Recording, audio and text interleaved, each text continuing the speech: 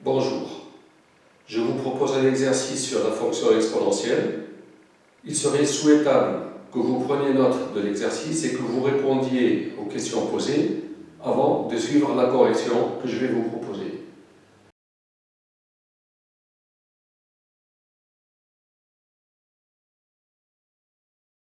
On considère donc la fonction CH définie sur R par CH de x égale e puissance x plus e puissance moins x sur 2 et SH de x égale e puissance x moins e puissance moins x sur 2.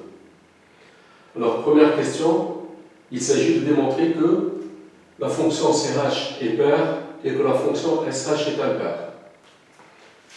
Bon, il est immédiat que pour tout x dans R, d'abord, moins x appartient à R et pour démontrer que CH est une fonction paire, on calcule CH de moins x et on montre que c'est CH de x. CH de moins x, donc je remplace x par moins x, c'est e puissance moins x plus e puissance moins x, c'est-à-dire e puissance x sur 2. C'est e puissance x plus e puissance moins x sur 2. Donc CH est une fonction paire. Pour tout x dans R, moins x appartient à R et SH de moins x égale, on va montrer que la fonction SH est impaire, donc SH moins x sera moins SH de x. SH de moins x, c'est e puissance moins x, moins e puissance moins x, c'est x sur 2. J'écris moins 1 en facteur, ici ça devient e puissance x, moins e puissance moins x. Moins e puissance moins x, c'est e puissance moins x. Et ceci, c'est moins sh de x. Donc, sh est impaire. Alors, on va démontrer que pour tout x réel, ch carré x moins sh carré x est égal à 1. Eh bien, pour x réel, ch carré x moins sh carré x égale ch carré x, c'est e puissance x plus e puissance moins x au carré sur 2 au carré, c'est 4, moins sh carré x, c'est e puissance x moins e puissance moins x au carré sur 2 au carré, 4, qui est un dénominateur commun. En développant, e puissance x au carré, c'est e puissance 2x, plus 2 fois e puissance x fois e puissance moins x, e puissance x fois e puissance moins x, c'est e puissance 0, c'est 1, donc ça fait 2, plus e puissance moins x au carré, c'est e puissance moins 2x, moins e puissance x moins e puissance moins x au carré, c'est e puissance x au carré, e puissance 2x, moins 2 fois e puissance x, e puissance moins x, donc moins 2, parce que e exposant x fois e puissance moins x, c'est e puissance 0, plus e puissance moins x au carré, e moins 2x. e puissance 2x moins e puissance 2x, c'est 0. e puissance moins 2x moins e puissance moins 2x, c'est 0, et 2 plus 2, ça fait 4. 4 sur 4, c'est 1. D'où la réponse à cette question. Maintenant, la fonction CH est dérivable sur R. Pourquoi? Je vous rappelle un petit résultat, c'est que si U est une fonction dérivable sur un intervalle I, alors la fonction qui à x associe e puissance u de x est dérivable sur i. Et la dérivée de e puissance u de x, c'est u' de x fois e puissance u de x. Donc ici, pour la fonction qui à x associe e puissance moins x, pourquoi c'est une fonction dérivable sur R? Parce que la fonction qui a x associe moins x est dérivable sur R, donc qui a x associe e puissance moins x est dérivable sur R. Comme la fonction exponentielle est dérivable, la somme est dérivable, on divise par 2, on obtient une fonction dérivable. Exactement pareil pour la fonction SH. Donc, les fonctions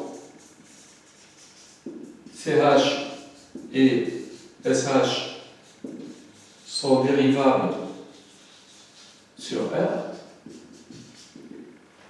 Et pour tout x réel, si je calcule la dérivée de CH, alors 2 est une constante, donc on laisse ici. La dérivée de e puissance x, c'est e puissance x, plus la dérivée de e puissance moins x, c'est e puissance u de x. C'est u', la dérivée de moins x, c'est moins 1 fois e puissance moins x. Et c'est la fonction SH. Et la dérivée de la fonction SH pour x dans R, je divise par 2. La dérivée de e puissance x, c'est e puissance x moins la dérivée de e puissance moins x, c'est moins e puissance moins x. Avec ce signe moins, ça donne un plus. Et c'est la fonction CH. Voilà la réponse à la première question. La limite en plus l'infini, ça c'est la troisième question, de CHx, c'est la limite quand x tend vers plus l'infini de e puissance x plus e puissance moins x sur 2. Eh bien, en plus l'infini, e puissance x, c'est plus l'infini. Moins x, sa limite, c'est moins l'infini. Et en moins l'infini, l'exponentielle tend vers 0. Donc, plus l'infini est 0. La somme de la limite, c'est plus l'infini sur 2. C'est tout simplement plus l'infini. Limite, lorsque x tend vers plus l'infini de SHx, c'est pareil. C'est la limite en plus l'infini de e puissance x moins e puissance moins x sur 2. Ici, c'est plus l'infini et là, c'est 0. La somme, c'est plus l'infini. La limite en plus l'infini de SHx sur x, ou CHx sur x d'abord. CHx sur x, c'est e puissance x plus e puissance moins x sur 2. Alors je mets un demi en facteur et je divise ce numérateur par x, ça devient e puissance x sur x plus e puissance moins x sur x. En plus l'infini, e puissance x sur x, ça tend vers 0, ça tend vers plus l'infini. X tend vers plus l'infini, moins x tend vers moins l'infini, l'exponentielle ça tend vers 0, x devient infini, 0 sur l'infini, c'est 0. Donc l'une c'est plus l'infini, ce quotient c'est 0, la somme c'est plus l'infini, fois 1,5, je trouve plus l'infini. Exactement pareil, la limite, quand x tend vers plus l'infini de SHx sur x, au lieu de mettre un plus ici, je vais mettre un moins, et ça va être plus l'infini. Limite en plus l'infini de CHx moins SHx, c'est la limite en plus l'infini.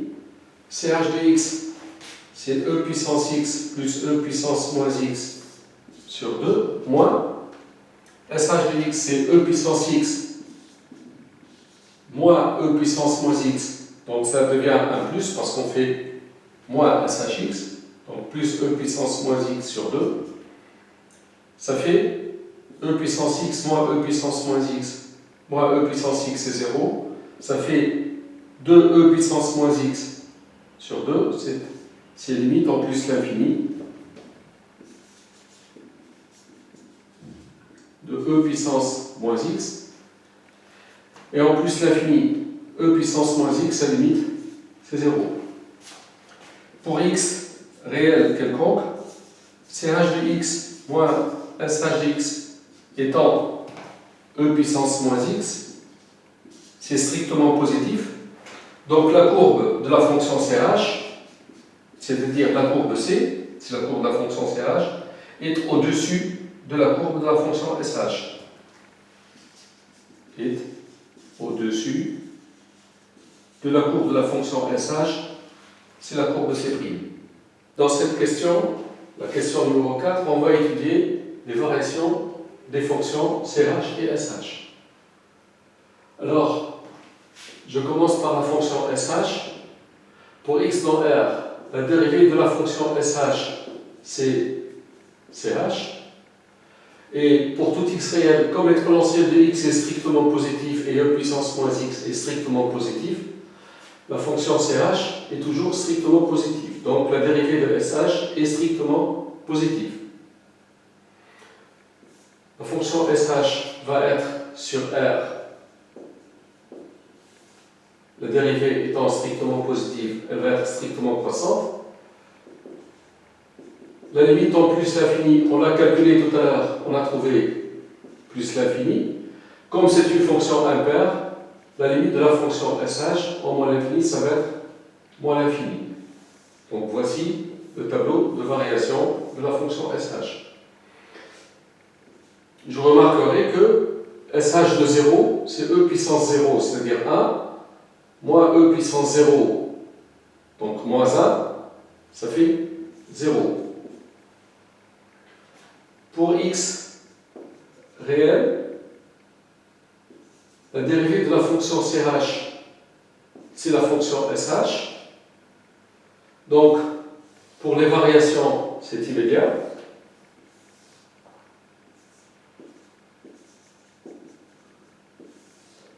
X de moins l'infini à plus l'infini. Le signe de SHX ayant le tableau de variation de la fonction SH, on remarque que pour x, entre moins l'infini 0, SHX est négatif. Donc la dérivée de CH, c'est SHX sur moins l'infini 0, c'est ainsi le moins. CH' de 0, c'est SH0, c'est 0. Et sur 0 plus l'infini, la dérivée de CHX, c'est SHX. Et sur l'intervalle 0 plus l'infini, SHX est positif. Donc la fonction CH décroît, puis elle croît. On a vu tout à l'heure que la limite en plus l'infini de la fonction CH, c'est plus l'infini. Étant une fonction paire, la limite en moins l'infini, c'est plus l'infini. Ça, c'est la fonction CH. Et CH0, c'est e puissance 0, ça fait 1, plus e puissance 0 plus 1, ça fait 2, sur 2, c'est 1. Alors, on a vu que la limite de SHX sur x en plus l'infini, c'est plus l'infini. Donc la courbe C' admet en plus l'infini une branche parabolique de direction OJ. Et aussi, la limite en plus l'infini de CHX sur x, c'est plus l'infini. Donc la courbe C, pareil, elle admet en plus l'infini une branche parabolique de direction OJ. Sachant que limite en plus l'infini de CHX moins SHX est égal à 0, ça veut dire que la différence à l'infini entre CHX et SHX, c'est 0, c'est-à-dire que la courbe de CH et la courbe de SH sont très proches l'une de l'autre. Et on dira que les courbes C et C', elles sont voisines en plus l'infini, c'est-à-dire que les courbes C et C' sont asymptotes l'une à l'autre, sont asymptotes en plus l'infini. Et pour x réel, CH de x moins SH de x étant positif, on l'a vu tout à l'heure, la courbe de la fonction CH est au-dessus de la courbe de la fonction SH. Et je trace tout de suite la courbe C et la courbe C'. j'ai calculé CH de 1 à la calculatrice, j'ai trouvé à peu près 1,5. CH de 2, c'est à peu près 3,8. SH de 1, c'est à peu près 1,2 à 1 dixième près. Et SH de 2, au dixième près, c'est 3,6. Pour tracer la courbe de la fonction SH, d'abord, SH de 0, c'est 0. Donc la courbe de la fonction SH passe par l'origine du repère. Et en plus, la dérivée de la fonction SH en 0, c'est CH0. CH0, c'est 1. Donc la dérivée de la fonction SH en 0, c'est 1. Ça veut dire que le coefficient directeur de la tangente à la courbe de la fonction SH en 0, c'est 1. Pour tracer la tangente à la courbe de la fonction SH en 0, la pente, le coefficient directeur, c'est 1. Ça veut dire que pour tracer la tangente, en ce point, lorsque x augmente de 1, y augmente de 1. Et on trace la tangente. SH de 1, c'est à peu près 1,2. SH de 2, c'est à peu près 3,6. Comme la fonction est impaire, SH de moins 1, c'est moins 1,2. Et SH de moins 2, c'est à peu près moins 3,6. La fonction SH est strictement croissante. Elle présente des branches paraboliques de direction au J. Donc, voici la courbe C' de la fonction SH. Pour ce qui est de la fonction CH, c'est une fonction paire. CH0 est égal à 1, la dérivée est nulle, donc CH0 c'est 1, la dérivée est nulle, donc la courbe de la fonction CH admet au point de coordonnée 0, 1 une tangente horizontale. La fonction décroît puis elle croît avec une allure d'une branche parabolique de direction au J. Les deux courbes sont très voisines l'une de l'autre. Elles sont asymptotes, et la courbe de la fonction CH est au-dessus de la courbe de la fonction SH. Bien. La question qui vient maintenant, c'est de calculer l'aire de la surface S, comprise entre la courbe C' de la fonction SH, l'axe des ordonnées et la droite d'équation y égale 3/4. D'abord, je vais effacer cette tangente pour ne pas encombrer davantage la figure. Voilà. La droite d'équation y égale 3/4 est là. Donc ici, c'est 3/4. Voici la droite d'équation y égale 3/4. Alors la surface cherchée, c'est entre cette droite, cette courbe et l'axe des ordonnées. C'est cette surface-là. On veut calculer l'aire de cette surface, en fait. Voilà. Alors, l'aire de cette surface, pour la calculer, ici c'est 3/4. Si je regarde ce point, je cherche son abscisse. Donc, je cherche un nombre x tel que SHx soit égal à 3/4. SHx, c'est 3/4, ça veut dire que e puissance x moins e puissance moins x sur 2, c'est 3/4. C'est-à-dire que e puissance x moins e puissance moins x, c'est 3/2. Alors, soit j'écris e puissance moins x, c'est 1 sur e de x, soit je multiplie partout par e puissance x. Ça devient e puissance x fois e puissance x, c'est e puissance 2x, moins e puissance moins x fois e de x, c'est e puissance 0, c'est 1, égale 3/2 de e puissance x.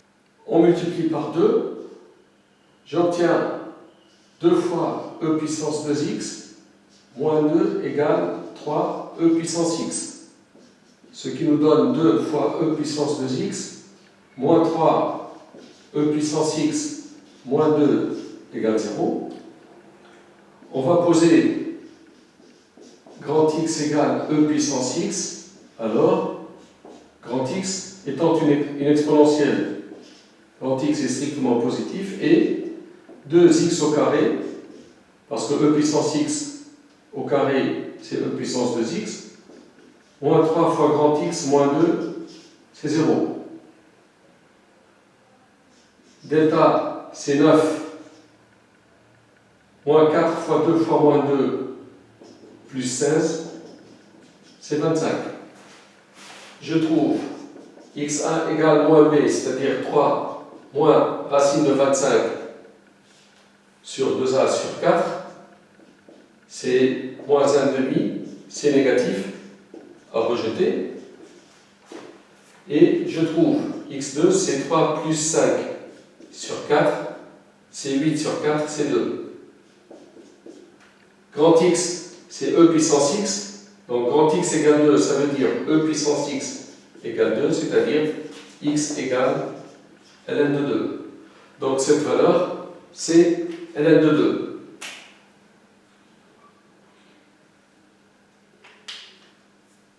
SH de ln de 2, c'est 3 quarts. Alors l'aire de cette surface, comment je la calcule? Il y a deux manières de voir. Soit on fait l'intégrale de 0 à ln de 2 de 3 quarts moins SHX, une surface entre deux courbes, c'est l'intégrale de la fonction dont la courbe est au-dessus moins l'autre, donc l'intégrale de 3 quarts moins SHX. Soit on calcule l'aire de ce rectangle, donc l'aire A de la surface S, c'est l'aire de ce rectangle, c'est-à-dire longueur fois largeur, c'est 3 quarts multiplié par ln de 2, donc 3 fois ln de 2 sur 4, moins l'aire de cette surface ici, c'est cette surface comprise entre la courbe de la fonction SH, l'axe des abscisses, x égale 0 et x égale ln de 2. L'aire de cette surface en blanc ici, c'est l'intégrale de 0 à ln de 2 de la fonction SH. Je trouve 3 ln de 2 sur 4 moins une primitive de SH, c'est CH, puisque le dérivé de CH, c'est SH. De 0 à ln de 2, ça fait 3 ln de 2 sur 4 moins CH de ln de 2 moins CH de 0, donc ça devient 1 plus CH0. Alors, c'est 3 ln de 2 sur 4 moins CH de ln de 2. CH de ln de 2, c'est E puissance ln de 2. E puissance ln de 2, c'est 2. Plus E puissance moins ln de 2.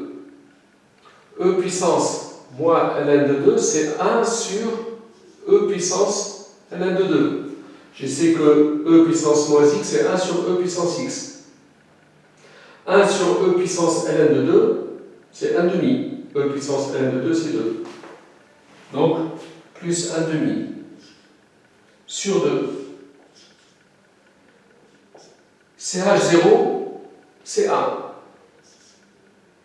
Ça fait 3 ln de 2 sur 4.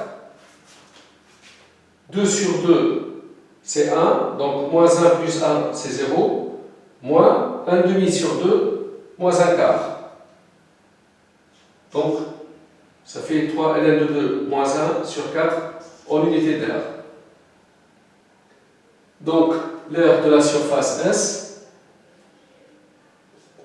c'est 3 ln de 2 moins 1 sur 4 unités d'air. On veut maintenant démontrer que la fonction SH admet une réciproque dérivable sur R. Et on veut calculer la dérivée de sa fonction réciproque. On a pour cela un théorème, c'est que la fonction SH est dérivable et strictement croissante sur R tout x réel, la dérivée de SH en x est différente de 0. Parce que la dérivée de SH, c'est CH. Et CH de x, on sait que c'est toujours supérieur à 1. Donc CH de x est différent de 0. Non. La fonction CH, son minimum, c'est 1. SH étant dérivable strictement croissante avec une dérivée non nulle, donc SH admet une réciproque SH-1 dérivable sur R. Pourquoi dérivable sur R? Parce qu'on a vu tout à l'heure que la fonction SH, x qui varie de moins l'infini à plus l'infini, SH de x est croissante, la fonction de moins l'infini plus l'infini. Donc l'image de R, c'est R. Alors, la fonction SH étant une bijection de R sur R, sa réciproque, c'est SH-1. SH-1 est dérivable sur R, donc si je prends un nombre réel x, je veux chercher la dérivée de la fonction SH-1 en x. Je pose y égale SH-1 de x, donc pour x réel, je pose y égale SH-1 de x. Ceci veut dire que y est un nombre réel et SH de y, c'est x. On sait que la dérivée de la réciproque ici, donc la dérivée de la fonction SH-1 en x, c'est l'inverse de la dérivée de la fonction SH en y. La dérivée de la fonction SH, c'est la fonction CH en y. On veut maintenant exprimer ceci en fonction de x. On a SHY égale x et on a la relation CH carré y moins SH carré y qui vaut 1.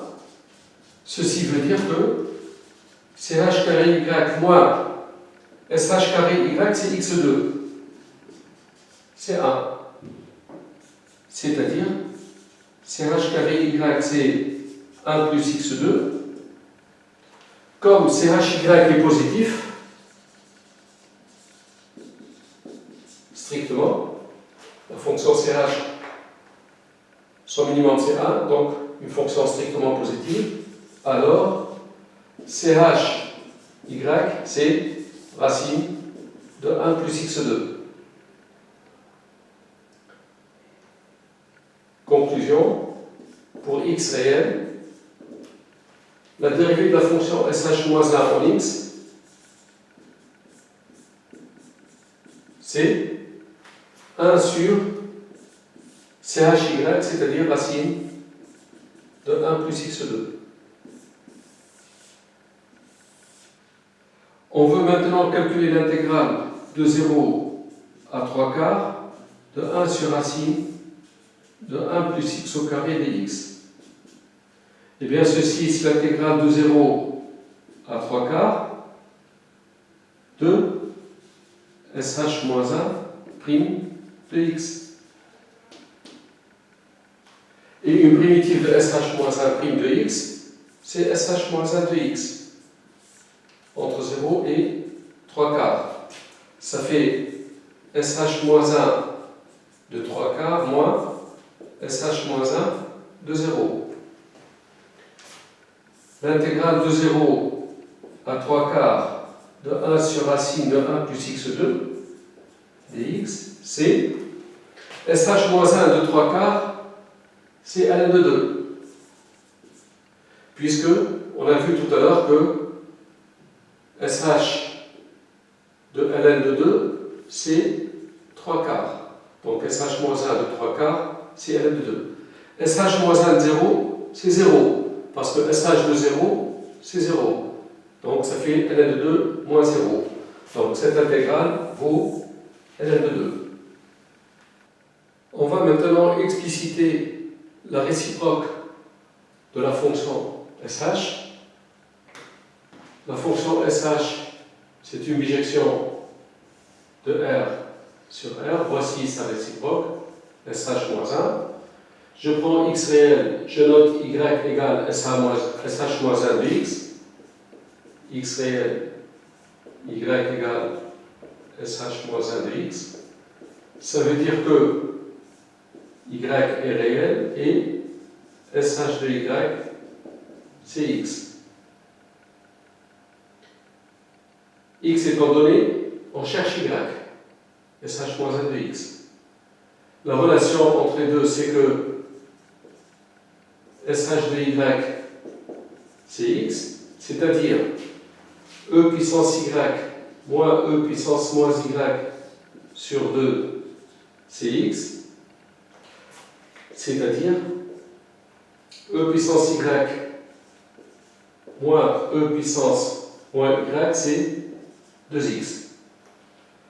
Pour chercher y, soit ici on écrit e puissance moins y, c'est 1 sur e puissance y, on réduit au même dénominateur et on calcule, soit on multiplie à gauche et à droite par e puissance y. Si je multiplie tout le monde par e puissance y fois e puissance y, c'est e puissance 2y, moins e puissance moins y fois e puissance y, c'est moins 1, e puissance 0 c'est 1, égale 2x e puissance y. C'est-à-dire e puissance 2y moins 2x fois e puissance y moins 1, c'est 0. Je vais poser grand Y égale e puissance y, alors grand Y est positif. Et grand Y au carré moins 2xy moins 1, c'est 0. C'est une équation du second degré. Delta, c'est b au carré, c'est-à-dire 4x2, moins 4ac, donc plus 4. C'est 4 fois x2 plus 1. Je trouve y1 égale moins b, c'est-à-dire 2x, moins racine de 4x2 plus 1 sur 2a, donc divisé par 2. Racine de 4, c'est 2. Je simplifie par 2, ça donne x moins racine de x2 plus 1. Et y2, c'est x plus racine de x2 plus 1. Seulement, y est strictement positif. Donc, je commence par y1. Je vais voir si y1 est strictement positif pour tout réel x. Pour cela, si x est négatif, alors x étant négatif, x moins racine de x2 plus 1 est négatif. Et si x est positif ou nul, alors x moins racine de x2 plus 1 en multipliant par l'expression conjuguée, je trouve 1 sur x plus racine. Alors x moins racine de x2 plus 1 fois x plus racine, ça fait x2 moins x2 plus 1. Ça fait x2 moins x2 moins 1. Donc ici c'est moins 1. Et ça c'est strictement négatif. Donc pour x appartenant à R, y1 est négatif. y1 à rejeter. On aurait pu faire autrement pour démontrer que y1 est strictement négatif pour tout x réel. Pour x appartenant à R, x2 plus 1 est strictement plus grand que x2, c'est-à-dire racine de x2 plus 1 est strictement supérieur à racine de x2, c'est-à-dire valeur absolue de x, en multipliant par moins 1, moins racine de x2 plus 1 est strictement inférieur à moins racine de x. J'ajoute x, ceci me donne x moins racine de x2 plus 1, strictement inférieur à x moins valeur absolue de x. Et on sait que pour tout nombre réel x est inférieur ou égal à la valeur absolue de x. Si x est négatif, tout nombre négatif est plus petit que tout nombre positif. Et si x est positif, valeur absolue de x, c'est égal à x. Donc, égalité. Donc x moins la valeur absolue de x, c'est toujours négatif. Ça veut dire que ce nombre est strictement inférieur à 0. Y1 strictement négatif. Conclusion, grand Y, ça peut être que Y2. Grand Y étant E puissance Y, c'est Y2, c'est x plus racine de x2 plus 1. E puissance Y, c'est ce nombre. Y, c'est ln de ce nombre-là. Y, c'est ln de x plus racine de x2 plus 1. Et le résultat, c'est que SH-1 de x, pour x réel quelconque, c'est ln de x plus racine de x2 plus 1. Voilà le résultat. Je viens de prouver que pour tout nombre n x, sh-1 de x, c'est ln de x plus racine de x2 plus 1. Et je veux calculer la dérivée de la réciproque de la fonction sh-1. Tout à l'heure, on a trouvé que la dérivée de la réciproque, c'était sh-1 prime de x, c'est 1 sur racine de 1 plus x2 dx, pour x réel. On l'avait trouvé, et on va trouver ce résultat à partir de l'expression de sh-1. D'abord, je vérifie que la fonction sh-1 est dérivable sur R. C'est parce que la fonction kx associe x2 plus 1 est dérivable sur R, polynôme, strictement positif. Sa racine carrée est dérivable. J'ajoute x, c'est une somme de fonctions dérivables. Et pour tout x réel, x plus racine de x2 plus 1 est strictement positif. Parce que racine de x2 plus 1, bon, x2 plus 1 est plus grand que x2. Racine de x2 plus 1 est plus grand que racine de x2, c'est valeur absolue de x.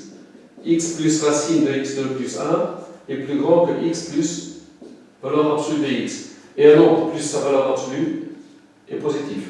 Si x est négatif, c'est 0. Si x est positif, c'est positif. Donc ce nombre est strictement plus grand que 0. Donc on a une fonction dérivable strictement positive. ln de ce nombre, ça donne une fonction dérivable sur R. De toute façon, on le sait, parce que tout à l'heure, on a démontré que sh-1 est dérivable sur R. Juste pour le calcul, donc, la dérivée de sh-1 de x, la dérivée de ln de u, c'est u' sur u, donc x plus racine de x2 plus 1 ici. La dérivée de x plus racine de x2 plus 1, la dérivée de x, c'est 1 plus, dérivée de racine de u, c'est u' sur de racine de u. Je simplifie par 2. Je réduis au même dénominateur qui est au numérateur ici, racine de x2 plus 1, qui descend au dénominateur, multiplié par x plus racine de x2 plus 1. Et ici, on a réduit au même dénominateur, le dénominateur c'est racine de x2 plus 1, donc je multiplie par racine de x2 plus 1, plus x. Racine de x2 plus 1 plus x, que voilà. On simplifie par tout ça, on trouve 1 sur racine de x2 plus 1. C'est le résultat qu'on a trouvé tout à l'heure. Alors si je veux tracer la courbe de la réciproque de SH, ça c'est la courbe de la fonction SH, c'est la courbe C'. La droite y égale x est tangente à la courbe en 0, puisqu'on a vu tout à l'heure que sh' de 0 c'est 1, donc lorsqu'x augmente de 1, y augmente de 1, donc c'est la droite d'équation y égale x qui est tangente en 0. SH de 1 c'est à peu près 1,2, donc SH-1 de 1,2 c'est 1. La courbe de la fonction sh-1 par symétrie par rapport à cette droite, on va trouver quelque chose qui fait ça. Et comme c'est une fonction impaire, ça c'est la courbe gamma de la fonction sh-1. On veut maintenant calculer l'intégrale de 0 à 3 quarts de ln de x plus racine de x2 plus 1 dx. Bon, je vais appeler i cette intégrale. Ceci, c'est l'intégrale de 0 à 3 quarts de sh-1 de x. Alors, ici, j'ai fait un zoom sur la courbe de la fonction sh. On a vu tout à l'heure que la fonction sh était impaire. Donc, j'ai tracé sa partie ici, juste cette partie. La courbe de la fonction sh-1, c'est l'image de la courbe de la fonction c', donc de sh par symétrie par rapport à la droite d'équation y égale x. Donc, elle fait ça. J'ai tracé juste cette partie qui m'intéresse. sh-1 sur 0,3 quarts, c'est une fonction positive. L'intégrale entre 0 et 3 quarts, ça me donne l'aire de la surface comprise entre la courbe de sh-1, l'axe des abscisses, les droites d'équation x égale 0 et x égale 3 quarts. Donc, l'aire de la surface comprise entre la courbe gamma de sh-1, l'axe des abscisses, x entre 0 et 3 quarts. Remarquez que tout à l'heure on a vu que sh de ln de 2 c'est 3 quarts, ln de 2 par la fonction sh c'est 3 quarts, donc sh-1 de 3 quarts c'est ln de 2, sh-1 de 3 quarts c'est ln de 2. Et l'aire de cette surface, S', si j'appelle S' cette surface, comme gamma est l'image de C' par rapport à la droite d'équation y égale x, on a calculé l'aire de la surface S ici comprise entre la courbe C', la droite d'équation y égale 3 quarts et l'axe des ordonnées. On avait trouvé 3 ln de 2 moins 1 sur 4, l'aire de cette surface. Eh bien, par symétrie par rapport à la droite d'équation y égale x, la courbe C', son image, c'est la courbe gamma. La droite d'équation y égale 3 quarts devient x égale 3 quarts. L'axe des ordonnées devient l'axe des abscisses. Donc l'aire de la surface S' est égale à l'aire de la surface S. I, c'est l'aire de la surface S' délimitée par la courbe gamma, la courbe de sh-1, l'axe des abscisses xx' et les droites d'équation x égale 0 et x égale 3 quarts. L'aire de S', c'est égal à l'aire de S, donc l'intégrale I vaut l'aire de la surface S, c'est-à-dire tout simplement 3 ln de 2 moins 1 sur 4. Voici cette intégrale. On peut opérer autrement. Pour calculer l'intégrale I, on peut effectuer une intégration par partie. Pour cela,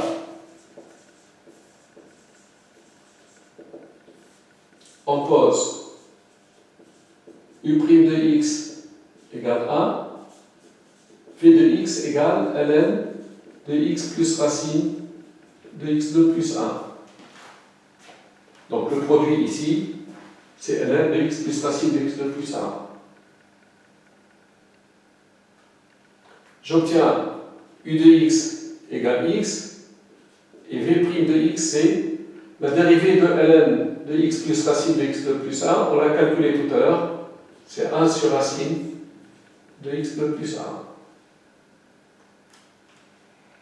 Et bien l'intégrale I, c'est u fois v, donc ça fait x multiplié par ln de x plus racine de x2 plus 1, entre 0 et 3 quarts, moins l'intégrale de 0 à 3 quarts de ce produit x sur racine de x2 plus 1.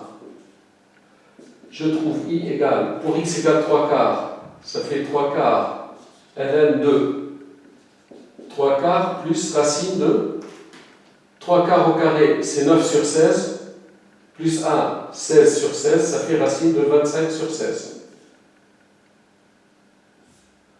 Pour x égale 0, 0 fois ln de 1, c'est 0. Moins cette intégrale. Ici, on voit la forme u' sur racine de u. Ou même, si je multiplie par 2, je vois u' sur 2 racines de u. Si je prends u de x égale x2 plus 1, la dérivée de x2 plus 1, c'est 2x. Et une primitive de u' sur 2 racines de u, c'est racine de u. De 0 à 3 quarts. Je trouve i égale 3 quarts ln. Racine de 25 16e, c'est 5 quarts. 5 quarts plus 3 quarts, c'est 8 quarts. C'est 2. Moins, pour x égale 3 quarts, 9 16e plus 16 16e, c'est 25 sur 16. Sa racine carrée, 5 quarts. Moins, pour x égale 0, 1. Je trouve i égale 3 ln de 2 sur 4. 5 quarts moins 4 quarts, c'est 1 quart. Moins 1 quart. Donc, 3 ln de 2 moins 1 sur 4. C'est la même réponse. Voilà. C'est la fin de l'exercice. Merci d'avoir suivi.